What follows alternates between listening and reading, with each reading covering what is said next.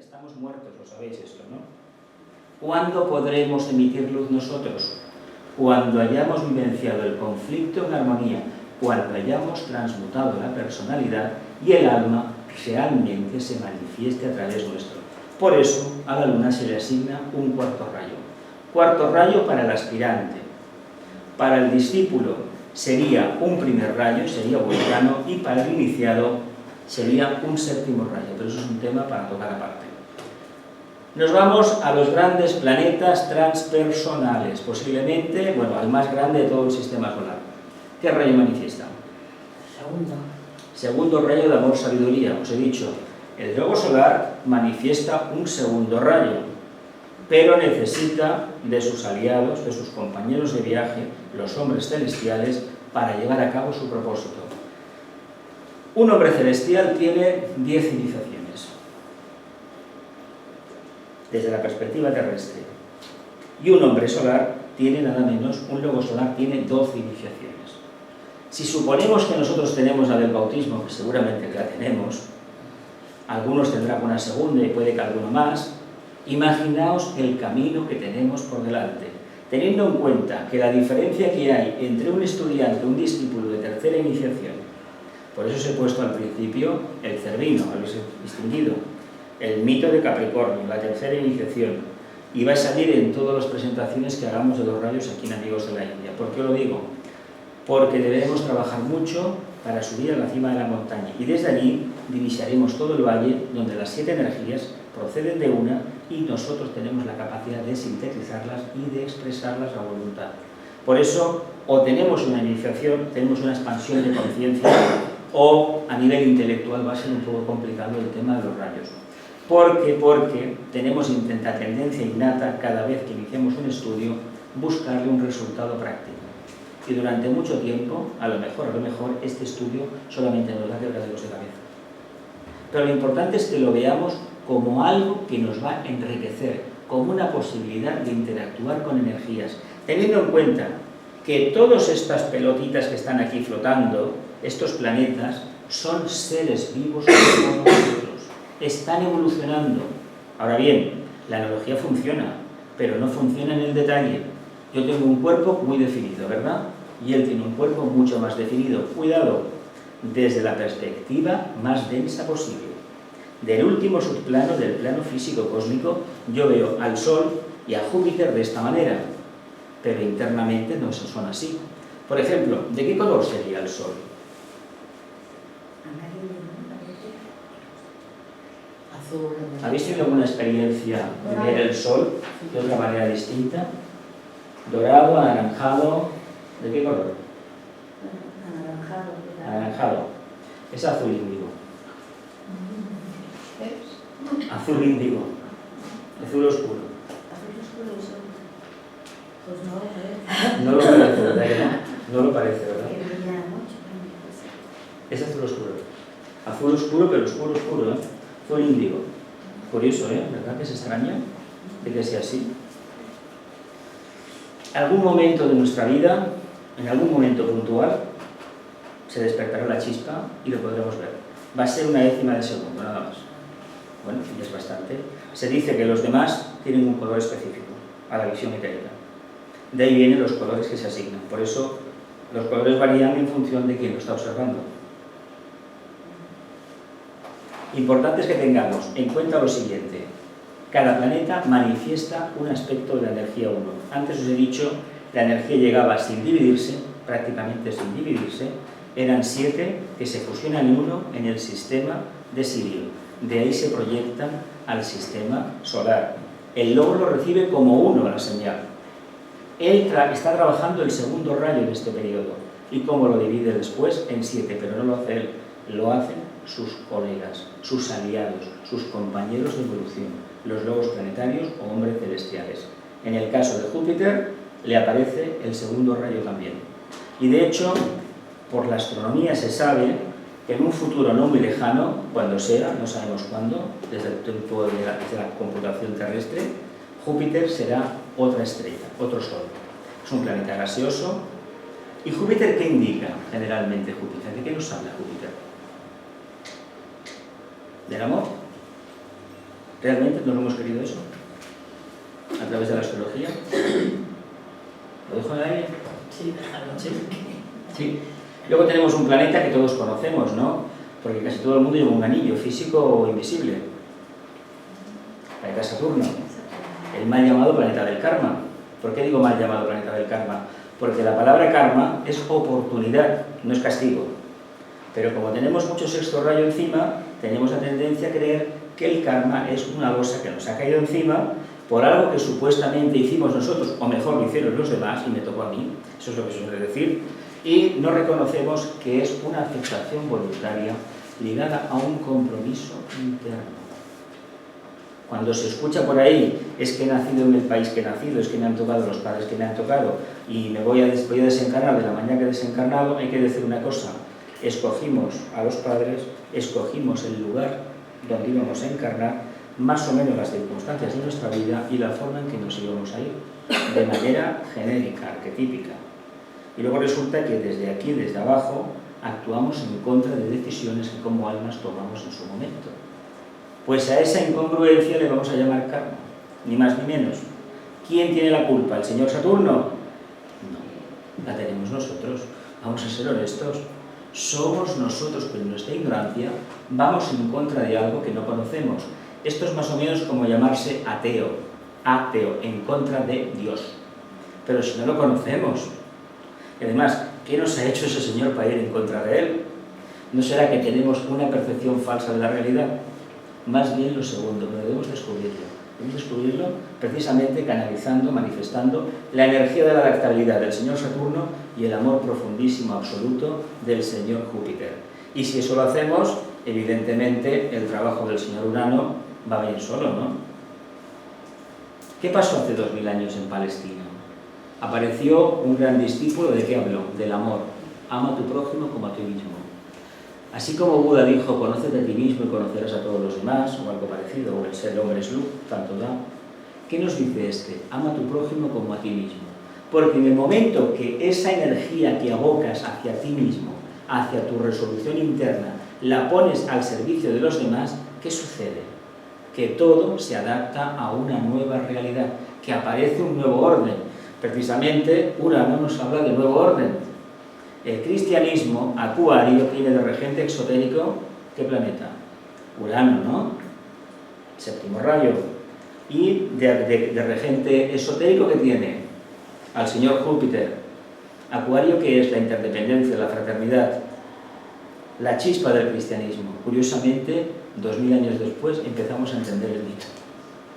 Deja de ser curioso esto, ¿eh?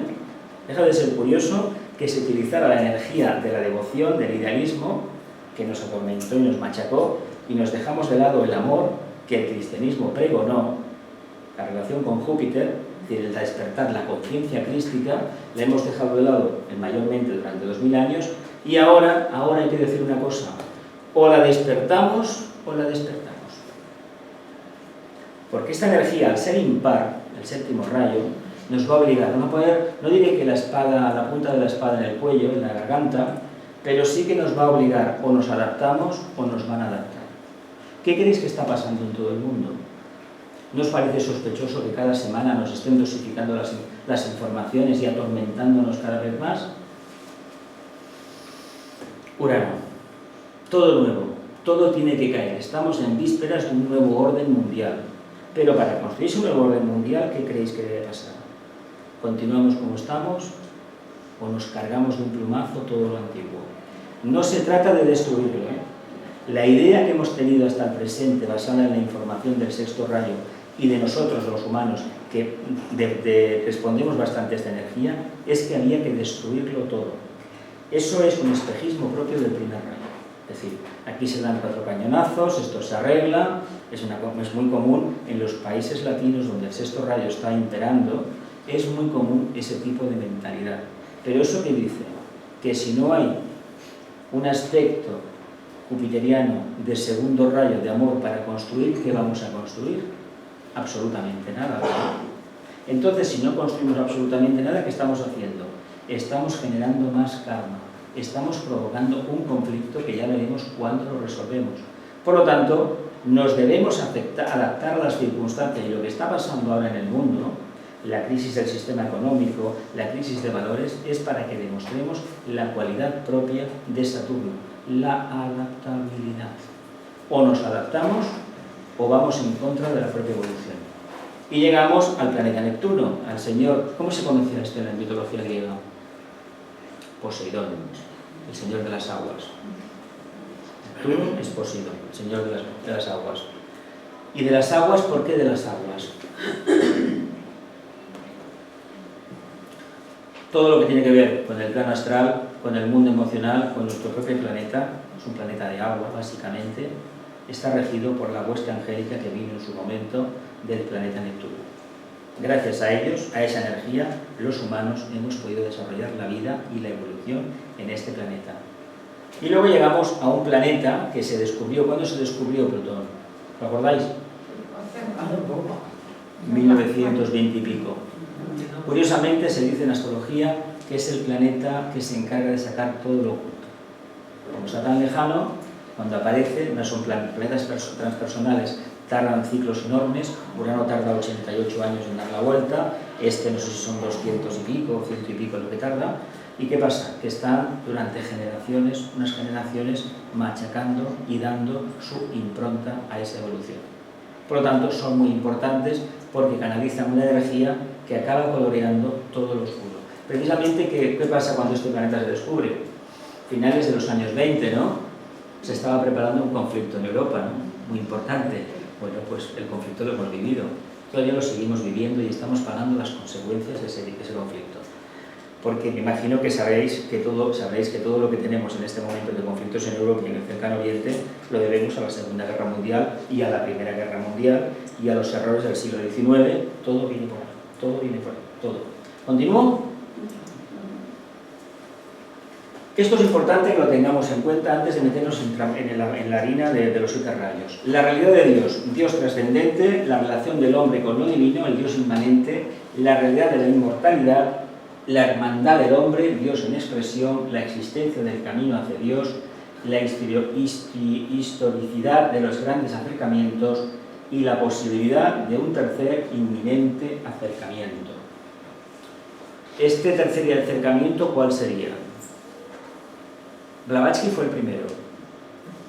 Habló de una parte de la astrología esotérica, la tocó muy por encima, habló de unos postulados antiguos. Vino Bailey y habló de ¿qué? ¿De qué más? Continúa la enseñanza, post-teosofía, y ha de venir otro. Eso es otro nivel. Estoy hablando a niveles de mensajeros, no de tanta enjundia. ¿El avatar de síntesis? No. Estoy hablando de este señor que estuvo aquí con nosotros, hizo la primera entrega de lo que será la tercera. En un principio Buda nos dijo algo maravilloso: Dios es luz. Dios es luz. ¿Lo reconocemos a Dios como luz? Cristo nos dijo: Dios es amor. Ya debe venir un avatar nuevo, que será el Buda Maitreya cuando toque, no lo vamos a ver a corto plazo eso porque el trabajo no lo hemos realizado, que nos va a decir que Dios básicamente es voluntad al bien. Por eso os decía que Urano nos va a poner las pilas, porque vamos directos a la energía del 7º rayo. Y cuando se canalice esa energía y se manifieste abiertamente, querrá decir que una parte de la humanidad está respondiendo al primer rayo. Y por lo tanto, el 6º rayo ya habrá concluido su ciclo de expresión, que se espera que acabe este siglo XXI, alrededor de los años 20, cuando entre la energía del 4º rayo. Y la energía del 4º rayo lleva bastante tiempo ausente del sistema de la Tierra. Y por lo tanto, en el arte se ve la dificultad de hacer algo que tenga sentido. La dificultad de hacer una composición musical que tenga cierto sentido, porque en un momento determinado, hace unos 200 años, 300, 400, esa energía estuvo activa y tuvimos grandes pintores, grandes arquitectos, grandes escultores y grandes compositores. Pero ahora eso no es posible. No quiere decir que los artistas de ahora no hagan un trabajo valioso, lo hacen, pero no tienen la chispa angelical de la que tuvo un Beethoven, de la que tuvo un Mozart, de la que tuvo un Wagner, etcétera, etcétera, etcétera. No lo tienen. Y lo que hacemos muchas veces es repetir los esquemas de la antigüedad. ¿No habéis visto esta manía de algunos multimillonarios a repetir la belleza de ciertos palacios, ciertos castillos europeos, hacerse copias. Caramba, se podía hacer uno, un palacio de estilo renacentista, pero luego no, tiene que ser copiado de él. Eso indica que no hay en el éter unos devas, unos ángeles que puedan impresionar la cabeza del escultor, del urbanista, del paisajista, del jardín, etcétera, etcétera.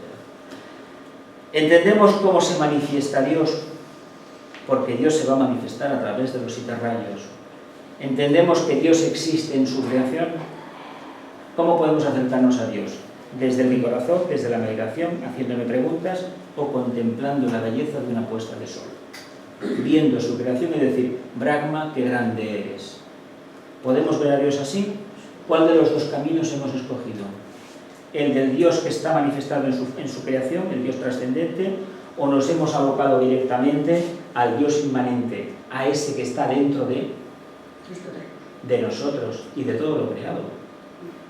Porque si decimos nosotros, las piedras también tienen vida, no de manera orgánica, pero hay una entidad que está ahí, hay algo que lo anima.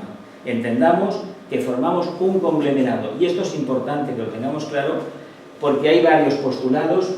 A ver, yo no os voy a hacer creer ahora mismo en la realidad de la inmortalidad, ni la reencarnación, ni nada de eso. Pero entendamos que Dios, si somos divinos, no podemos morir entonces. ¿Sí o no? En estos planos karmáticos sí, hay cambios, pero en los planos internos, los que no son karmáticos, no existe la aniquilación, existe una continua adaptación y una continua transformación. Pero no la aniquilación. Sería un error del propio Logos haber actuado de esa manera. Pues lo importante es que nos planteemos cuál es nuestro camino de acercamiento a Dios y cuál es nuestra relación con lo divino a través de lo que se conoce como la búsqueda del Dios inmanente. Meditamos, ¿verdad que sí? ¿Sí? Bueno, pero cuando se dice que al final de todo se reúne todo, no dice que se pierde la individualidad. Pero esto, mira, esto tardará tanto como todo lo que hemos recorrido hacia atrás. Desde, no 18 millones de años, no, estamos hablando de miles y miles y miles. Sí, al final del Manvantara, el Logos entrará en Pralaya. Eso es la filosofía esotérica, ya lo sabemos. Eso es como cuando en un momento determinado, como almas, decidimos desencarnar y el ángel de la muerte viene, nos abraza y nos corta el hilo de la vida, el corazón se para y adiós muy buenas. Sí, pero eso es una manera de expresarlo, muy bella. Pero desde el punto de vista mental nuestro, concreto, es un periodo de tiempo tan grande que no merece la pena ni tocarlo. Pero fuera de esta realidad, el tiempo no existe. El tiempo nosotros está basado en la dualidad, en la luz y en la oscuridad. Por eso que fuera de esta realidad no hay tiempo, creo que no. A ver, si saliéramos del planeta Tierra, ¿qué pasaría? Una de las experiencias que han tenido los astronautas, que han visto, pues que el Sol está ahí. Es que el Sol está ahí siempre. Lo que sucede es que la Tierra tiene la particularidad maravillosa de que una parte de ella está iluminada y la otra está oscura. Gracias a esa ambivalencia, a esa dualidad, a esa, diremos, contradicción entre comillas, la vida sigue. ¿Qué significa eso? Que el tercer rayo de actividad inteligente, la adaptabilidad, obliga a evolucionar a través de esa capacidad de pasa la corriente o no pasa la corriente. Es un sistema binario, en el fondo. ¿Por qué creéis que los matemáticos descubrieron el tema de la informática, la computación? Porque se daban cuenta, la filosofía esotérica lo ha dicho siempre, desde la más remota antigüedad, que gracias a esa dualidad, a esa polaridad, existe la manifestación, se evoluciona. Pero es que el Logos, aunque parezca que está irradiando allí en el firmamento, parece que nada le haga sombra, ha tenido que vivenciar la dualidad en el momento que toma un cuerpo físico. Él no tiene el problema de la luz que no le llega, pero él puede tener una circunstancia parecida a un nivel más elevado con respecto a otros logos que le pueden ayudar, mucho más superiores, más elevados que él. Es un tema que igual nos vamos mucho. Continúo. La visión mística del alma, del Dios, del universo, el poder de entrar en contacto y valorar el mundo de los significados, el mundo subjetivo de la emergente realidad, el poder de amar y de ir hacia aquello que no es el yo inferior, la capacidad de intuir ideas. Voy bajando, el poder de sentir, registrar y plasmar lo bueno, lo bello y lo verdadero. Son los rayos, ¿eh? Son los nombres de los rayos, pero con diferentes nombres. Os digo lo del cuarto porque es posiblemente el más interesante. El poder de sentir, registrar y plasmar lo bueno, lo bello y lo verdadero. Eso ha hecho surgir al escritor, al poeta, al artista y al arquitecto. El ansia de descubrir y penetrar los secretos de Dios y de la naturaleza. ¿Qué rayo sería ese? Un nuevo orden mundial, una nueva percepción. El secretos de Dios podemos decir que es un quinto también, porque el quinto rayo específicamente es el rayo del alma. Si queremos descubrir lo que es el alma, hemos de investigar.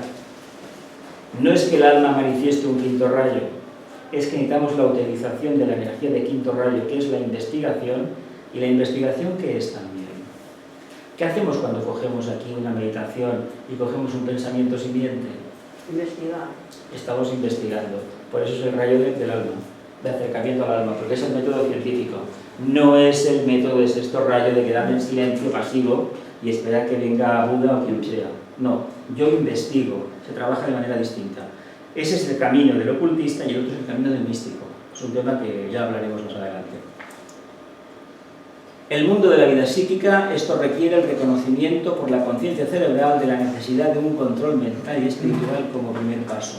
Desarrollo mental, el control de la vida del plano físico por el alma. Esta es una etapa que la hemos de vivenciar y cuanto antes demos el paso de vivenciar esta etapa, la del plano físico controlado todo por el alma, mejor nos va a ir y por lo tanto querrá decir que entendemos los 7 rayos e interactuamos correctamente con esas energías. Yo me creo ya firmemente que con el primer rayo poca gente se lleva bien, ¿verdad? Eso de lo mando, ¿a que no? No reconocemos abiertamente que el sexto rayo, que tanto nos ha marcado en esta era, nos ha condicionado la forma de pensar. Y hay que decir que los humanos todavía no pensamos, sentimos o deseamos, pero pensar no. ¿Por qué? Porque si pensáramos en amplia escala, hubiéramos roto ya todas las ataduras del sexto rayo. No lo hemos hecho. Y ahora tenemos guerras en el mundo, tenemos conflictos, tenemos ideas absurdas de lo que debería ser la vida y no nos damos cuenta que lo nuevo ya es imparable. Por lo tanto, si pensáramos, nosotros mismos con nuestro pensamiento lo hubiéramos roto, hubiéramos deshecho sus egregores. ¿Y sabéis qué hubiera pasado si hubiéramos pensado en el sentido correcto de la palabra? Hacia la búsqueda de la verdad, de la luz, pues que la alta humanidad hubiera dado un vuelco tremendo, porque si alcanzamos la luz, la sabiduría, quiere decir que tenemos amor. ¿Por qué el segundo rayo se le llama amor, sabiduría? Porque son las dos caras de la misma moneda, es la misma energía. Es la consumación del tercero. Cuidado que el tercer rayo es el rayo de los matemáticos y el rayo de los filósofos, el de la mente abstracta, el de los economistas, los financieros, los grandes empresarios, que también tienen mucho de quinto, y sobre todo de las redes sociales, de la comunicación, del teléfono, de los transportes. Todo lo que sea poner en práctica el anhelo del segundo rayo de amar a la humanidad, lo hace el tercero como construyendo un puente, una carretera, un ferrocarril, internet, satélites, redes sociales. ¿Qué creéis que hay detrás de Twitter, WhatsApp, el correo electrónico? El amor de los seres humanos de unos por otros. Es así de sencillo. ¿Lo veis o no lo veis? Que el segundo rayo es el motor, es la energía que canaliza el logos, porque en esta encarnación, su segundo sistema solar, quiere vivenciar esa energía. Pero cuando tratemos los rayos diremos, el primero es el primero y el segundo es el segundo. Y luego cuando vayamos más adelante os diré, todos los rayos son subrayos del segundo rayo. No os voy a engañar, voy a decir la verdad, ¿eh? Lo que pasa es que lo primero os digo eso. ¿Continúo? Esto, si no queda claro, en las próximas clases se puede tocar, ¿eh? No hay prisas, ¿eh? Bueno, aquí tenemos ya las definiciones, los nombres clásicos de los rayos. El primero, voluntad o poder, amor, sabiduría, inteligencia activa, la cualidad por excelencia es la adaptabilidad. ¿Qué dijo el señor Darwin en El origen de las especies? Que aquella especie que se adaptaba al cambio era la que proseguía, ¿verdad? ¿El camino? ¿Sí o no? Sí. ¿Por qué se quedaron los dinosaurios por el camino? ¿Por qué se han quedado reptiles que desaparecieron hace 2000, 3000 años? O unas aves que tenían el tamaño de una jirafa en lo que es Indochina, que desaparecieron hace 200, 300 años? Pues porque los seres humanos y el medio ambiente pues no se adaptaron al cambio. Y todo aquello que nos adapta al cambio perece. ¿Qué le pasa a los humanos en este juego de intereses evolutivos? Hablo así con un poquito de sorna. No se adaptan, una parte de ellos no se adaptan al cambio. Pues se quedan hacia atrás. Bueno, pues antes os he hablado del señor Urano, que quiere, como dedo de Dios que es, cumplir el propósito de Dios. Urano es el dedo de Dios. Capricornio se decía que era el martillo de Dios, ¿no? Pues Urano es nada menos que el dedo de Dios, la pluma de Dios que va a escribir un nuevo orden. Y a ver si nos aplicamos a una clase rápida de esto, de ¿cómo se llamaba aquello? Para escribir. De caligrafía, porque si no, ya sabéis lo que nos va a pasar. Saturno nos acabará pasando el recibo, ¿no? Llegamos al cuarto rayo de armonía a través del conflicto. Todo el mundo dice que es el rayo de los artistas. Yo digo que no. No. De los artistas. No por una razón muy sencilla, porque sí que se dice que es eso, y evidentemente lo es, pero hay que decir que artista, desde el punto de vista genérico, es toda aquella conciencia que es capaz de expresar el arquetipo de la luz, el amor y la voluntad al bien, a través de la belleza y adaptándose a las circunstancias, que quiere decir ni más ni menos cumplir el karma. Que hayamos tenido grandes iniciados en el pasado que han pintado una capilla sistina, una alabanza grandísima a la creación según la tradición judeo-cristiana, chapó. Que hayamos tenido un señor, un grandísimo iniciado, Leonardo da Vinci, que nos transmitió lo que nos transmitió, el señor Brunelleschi, el señor Donatello, etcétera, todos los que hemos tenido, Velázquez, etcétera, etcétera, y en la literatura grandísimos arquetipos reflejados en grandes obras como Shakespeare, la Divina Comedia, el Quijote, la Vida Sueño, y me dejo un montón más por ahí. Eso no quiere decir que sí que han manifestado el cuarto rayo, pero es la interpretación que tenían ellos de lo que era el equilibrio. El cuarto rayo, en el fondo, ¿sabéis qué es? Conflicto. Es Mercurio. ¿Qué planeta, qué constelación canaliza la energía? Es cuando entramos las constelaciones será más divertido todavía. ¿Quién? ¿Cuál es esta que nos da la segunda iniciación si la pasamos? Es Marte, ¿no? La segunda iniciación. No, pero Marte no ha mucho planeta. No, me digo la constelación. ¿Qué rayo entra por Escorpio? Escorpio es el guerrero de la luz. Si tenemos alguna duda, acordémonos de Sant Jordi siempre. Y el Drac. Cataluña, que es Escorpio, ¿verdad? ¿Qué pasa en Escorpio? No es luchar contra el dragón, es vivir la vida equilibrada para no alimentar al dragón interno. Por eso en el mito de Hércules se nos dice, se puso de rodillas, cogió al dragón, lo levantó la ira de Lerna y la puso a que recibiera los aires frescos de la mente. Meditó en ello y automáticamente se desintegró. Pero no luchó en el propio campo de batalla, que es el mundo emocional. ¿Sabéis lo que le pasa a los reptiles, a los cocodrilos, a las serpientes? Que en el agua son inmunes.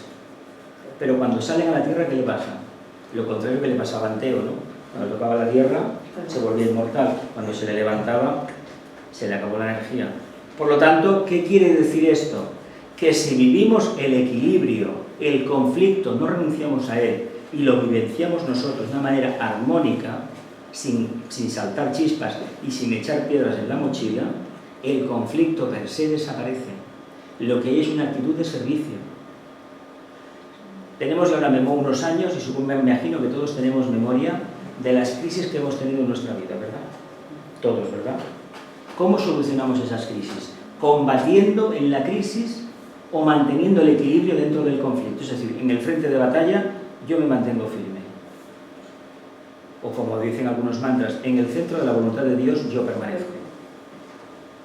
Si actuamos así, estamos diciendo abiertamente a los señores del karma que tenemos una disponibilidad clara de ser guerreros de la luz, de servir a la humanidad, no tanto a nosotros. Ahora bien, si viene el conflicto y salimos corriendo porque el conflicto nos da miedo, ¿qué pasa? Esto nos llegaría a profundizar de que este rayo no solamente da artistas, que los hay, pero da personas que tienen otro tipo de cualidades que no son tan destacadas, y tampoco merece la pena tener. La clásica persona que le da la razón a